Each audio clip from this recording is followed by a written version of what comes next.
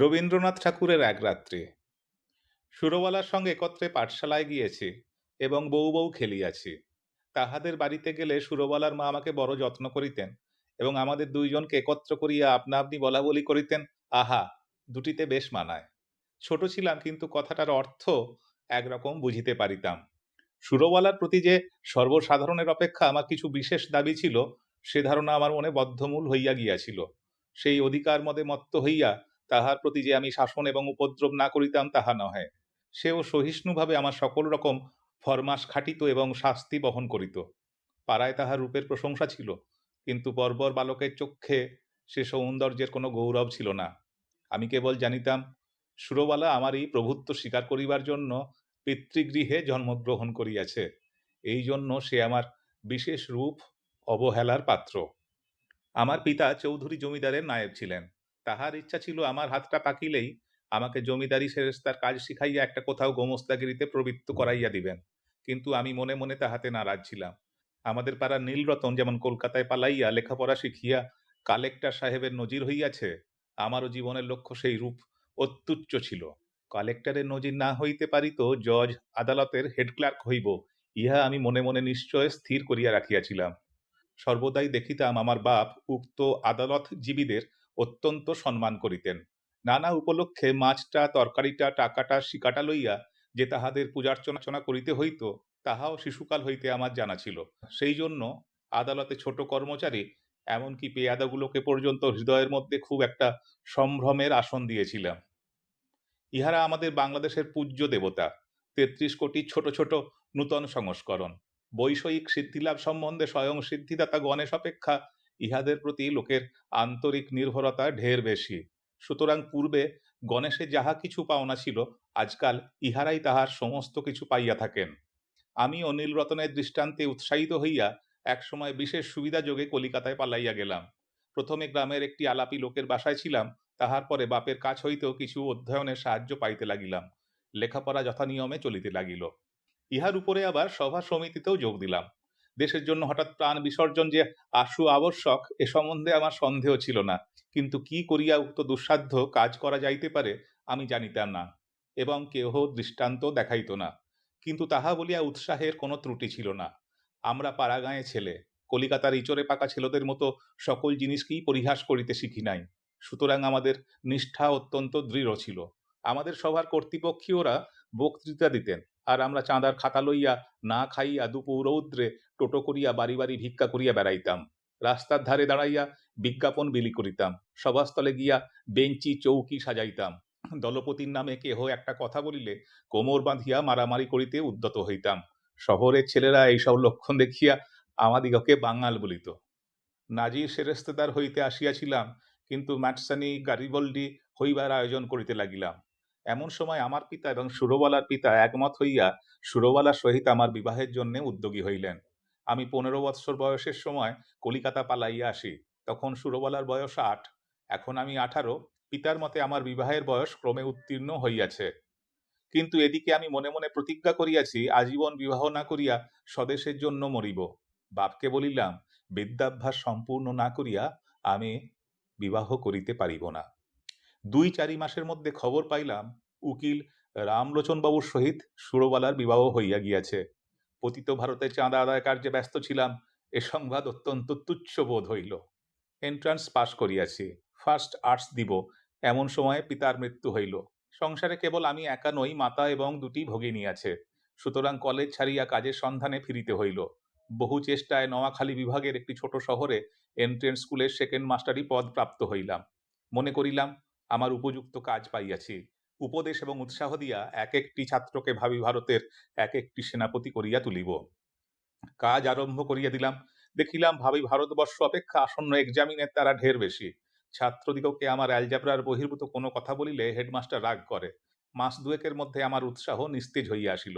আমাদের মতো প্রতিভাহীন লোক ঘরে বসিয়া নানারূপ কল্পনা করে, অবশেষে কার্যক্ষেত্রে নামিয়া ঘাড়ে লাঙল বহিয়া পশ্চাৎ হইতে ল্যাজমলা খাইয়া নত শিরে সহিষ্ণুভাবে প্রাত্যহিক মাটি ভাঙার কাজ করিয়া সন্ধেবেলায় এক পেট জাবনা খাইতে পাইলেই সন্তুষ্ট থাকে। লম্ফে ঝম্পে আর উৎসাহ থাকে না। অগ্নিদাহের আশঙ্কায় একজন করিয়া মাস্টার স্কুলের ঘরেতেই বাস করিত। আমি একা মানুষ, আমার উপরেই সেই ভার পড়িয়াছিল।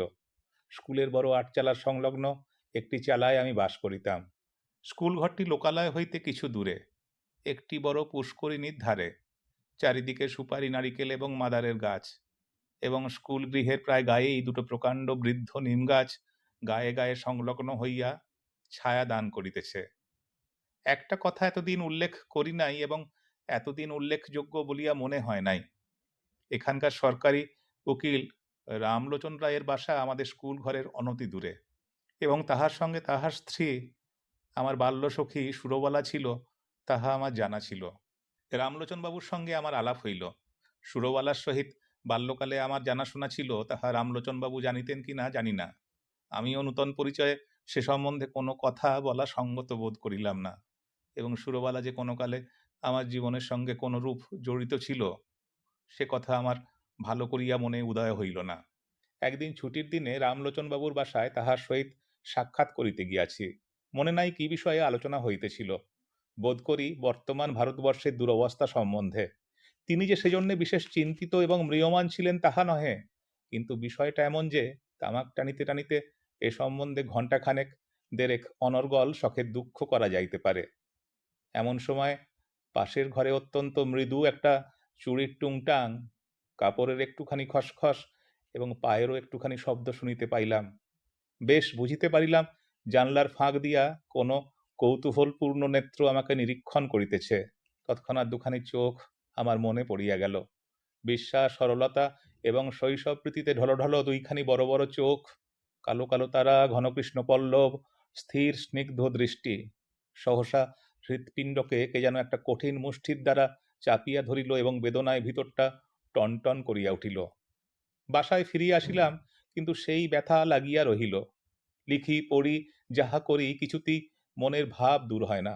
মনটা সহসা একটা বৃহৎ বোঝার মতো হইয়া বুকের শিরা ধরিয়া দুলিতে লাগিল। সন্ধেবেলা একটু স্থির হইয়া ভাবিতে লাগিলাম, এমনটা হইল কেন? মনের মধ্য হইতে উত্তর আসিল, তোমার সে সুরবালা কোথায় গেল? আমি প্রত্যুত্তরে বলিলাম, আমি তো তাহাকে ইচ্ছা করিয়া ছাড়িয়া দিয়াছি। সে কি চিরকাল আমার জন্য বসিয়া থাকিবে? মনের ভিতরে কে যেন বলিল, তখন যাহাকে ইচ্ছা করিলেই পাইতে পারিতে, এখন মাথা খুঁড়িয়া মরিলেও তাহাকে একবার চক্ষে দেখিবার অধিকারটুকু পাইবে না।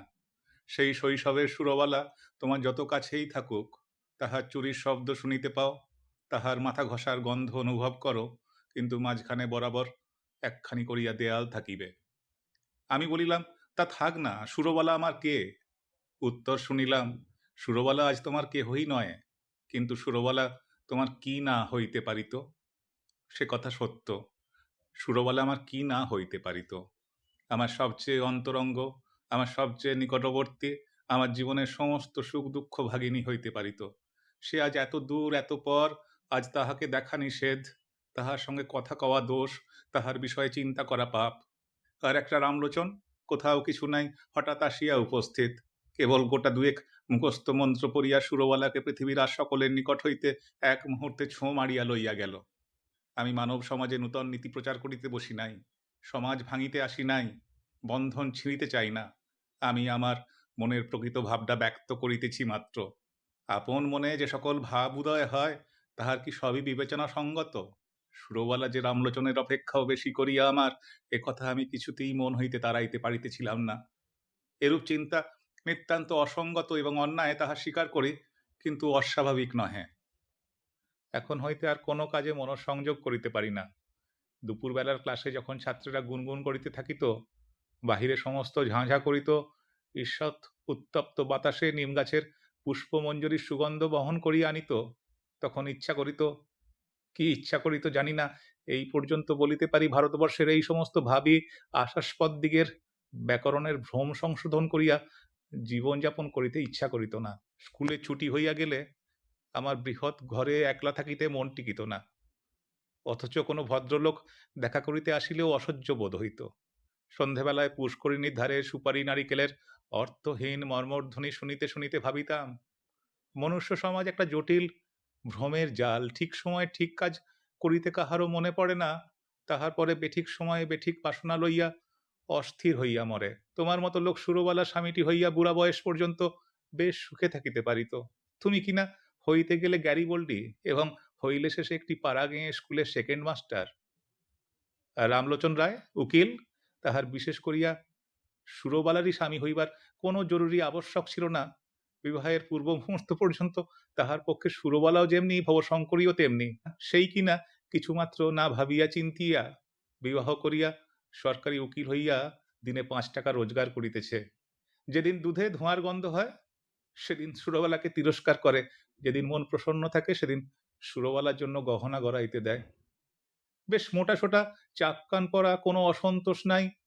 পুষ্করিণীর ধারে বসিয়া আকাশের তারার দিকে চাহিয়া কোনোদিন হা হুতাশ করিয়া সন্ধ্যা যাপন করিতে হয় না। রামলোচন একটা বড় মকদ্দমায় কিছুকালের জন্য অন্যত্র গিয়াছে। আমার স্কুল ঘরে আমি যেমন একলা ছিলাম, সেদিন সুরবালার ঘরেও সুরবালা বোধ করি সেইরূপ একা ছিল। মনে আছে সেদিন সোমবার সকাল হইতেই আকাশ মেঘাচ্ছন্ন হইয়া আছে। বেলা ১০টা হইতে টিপ টিপ করিয়া বৃষ্টি পড়িতে আরম্ভ করিল। আকাশের ভাবগতিক দেখিয়া হেডমাস্টার মহাশয় সকাল সকাল স্কুলের ছুটি দিলেন। খণ্ড খণ্ড কালো মেঘ যেন কি একটা মহা আয়োজনে সমস্ত দিন আকাশময় আনাগোনা করিয়া বেড়াইতে লাগিল। তাহার পরদিন বিকেলের দিকে মুষলধারে বৃষ্টি এবং সঙ্গে ঝড় আরম্ভ হইল। যত রাত্রি হইতে লাগিল বৃষ্টি এবং ঝড়ের বেগ বাড়িতে চলিল। প্রথমে পূর্ব দিক হইতে বাতাস বহিতেছিল, ক্রমে উত্তর এবং উত্তর পূর্ব দিক দিয়া বহিতে লাগিল। এ রাত্রে ঘুমাইবার চেষ্টা করা বৃথা। মনে পড়িল এই দুর্যোগে সুরবালাও ঘরে একলা আছে। আমাদের স্কুল ঘর তাহাদের ঘরের অপেক্ষা অনেক মজবুত। কতবার মনে করিলাম তাহাকে স্কুল ঘরে ডাকিয়া আনিয়া আমি পুষ্করিণীর পাড়ের উপর রাত্রি যাপন করিব, কিন্তু কিছুতেই মন স্থির করিয়া উঠিতে পারিলাম না। রাত্রি যখন ১টা-১.৫টা হইবে হঠাৎ বানের ডাক শোনা গেল। সমুদ্র ছুটিয়া আসিতেছে।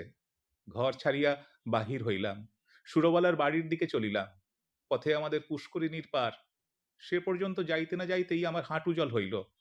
পাড়ের উপর যখন উঠিয়া দাঁড়াইলাম তখন দ্বিতীয় আর একটা তরঙ্গ আসিয়া উপস্থিত হইল। আমাদের পুকুরের পাড়ের একটা অংশ প্রায় ১০-১১ হাত উচ্চ হইবে।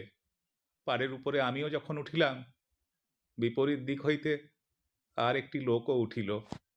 লোকটি কে তাহা আমার সমস্ত অন্তরাত্মা আমার মাথা হইতে পা পর্যন্ত বুঝিতে পারিল, এবং সেও যে আমাকে জানিতে পারিল তাহাতে আমার সন্দেহ নাই। আর সমস্ত জলমগ্ন হইয়া গেছে, কেবল হাত ৫-৬ দ্বীপের উপরে আমরা দুটি প্রাণী আসিয়া দাঁড়াইলাম। তখন প্রলয়কাল, তখন আকাশে তারার আলো ছিল না এবং পৃথিবীর সমস্ত প্রদীপ নিবিয়া গেছে। তখন একটা কথা বলিলেও ক্ষতি ছিল না, কিন্তু একটা কথাও বলা গেল না। কেহ কাহাকেও একটা কুশল প্রশ্নও করিল না। কেবল দুইজনে অন্ধকারের দিকে চাহিয়া রহিলাম। পদতলে গাঢ় কৃষ্ণবর্ণ উন্মত্ত মৃত্যুস্রোত গর্জন করিয়া ছুটিয়া চলিল। আজ সমস্ত বিশ্ব সংসার ছাড়িয়া সুরবালা আমার কাছে আসিয়া দাঁড়াইয়াছে। আজ আমি ছাড়া সুরবালার আর কেহ নাই। কবেকার সেই শৈশবে সুরবালা কোনো এক জন্মান্তর, কোনো এক পুরাতন রহস্য অন্ধকার হইতে ভাসিয়া এই সূর্য চন্দ্র আলোকিত লোক পরিপূর্ণ পৃথিবীর উপরে আমারই পার্শ্বে আসিয়া সংলগ্ন হইয়াছি। আর আজ কতদিন পরে এই আলোকময় লোকময় পৃথিবী ছাড়িয়া এই ভয়ঙ্কর জনশূন্য প্রলয় অন্ধকারের মধ্যে সুরবালা একাকিনী আমারই পার্শ্বে আসিয়া উপনীত হইয়াছে। জন্মস্রোতে সেই নবকলিকাকে আমার কাছে আনিয়া ফেলিয়াছিল। মৃত্যুস্রোতে সেই বিকশিত পুষ্পটিকে আমারই কাছে আনিয়া ফেলিয়াছে। আর একটা ঢেউ আসিলেই পৃথিবীর এই প্রান্তটুকু হইতে বিচ্ছেদের এই বৃন্তটুকু হয়তো খসিয়া আমরা দুজনে এক হইয়া যাই। রাত্রি প্রায় শেষ হইয়া আসিল। ঝড় থামিয়া গেল, জল নামিয়া গেল। সুরবালা কোনো কথা না বলিয়া বাড়ি চলিয়া গেল। আমিও কোনো কথা না বলিয়া আমার ঘরে গেলাম। ভাবিলাম, আমি নাজিরও হই নাই, সেরেস্তেদারও হই নাই, গ্যারিবল্ডিও হই নাই। আমি এক ভাঙা স্কুলের সেকেন্ড মাস্টার। আমার সমস্ত ইহজীবনে কেবল ক্ষণকালের জন্য একটি অনন্ত রাত্রির উদয় হইয়াছিল। আমার পরমায়ুর সমস্ত দিনরাত্রির মধ্যে সেই একটি মাত্র রাত্রিই আমার তুচ্ছ জীবনের একমাত্র চরম সার্থকতা।